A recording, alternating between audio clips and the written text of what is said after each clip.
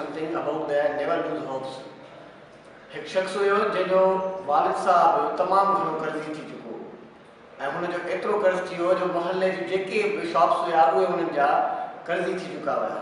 पोइ हुन पंहिंजे वालिद साहब जी मदद करण लाइ को जॉब जॉइन कई जिथे हुनखे ओनली 500 मिलंदा ऐं उन 500 मां हुनजो गुज़ारो न थींदो ऐं कर्ज़ बि न लहंदो। हू तमामु घणो परेशान हुयो।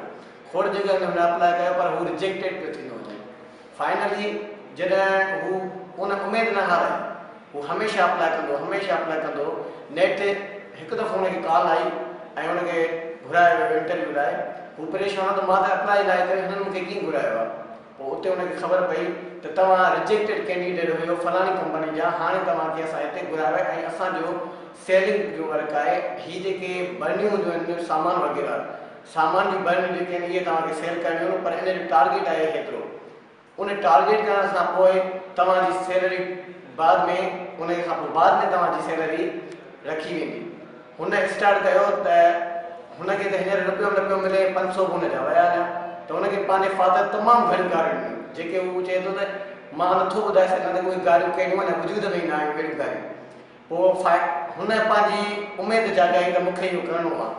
हिकिड़ो ॾींहुं वियो, माण्हू हुनखे गारियूं ॾिनियूं, कंहिं बीहण न ॾिनो, कंहिं ॻाल्हायो, कंहिं न ॻाल्हायो। नेट हुनजो बॉस हुनखे छॾे ॾींदो हो उन जॻह कंहिं गली में या कंहिं शॉप ते। हुन टारगेट ठाहियो मूंखे डेली 50 दुकाननि ते ऐं 50 घरनि में पंहिंजी इहा मार्केटिंग करणी आहे।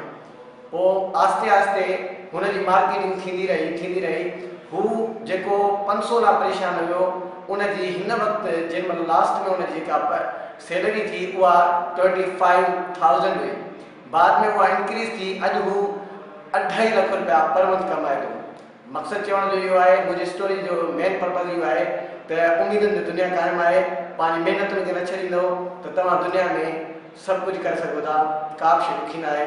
Thank U.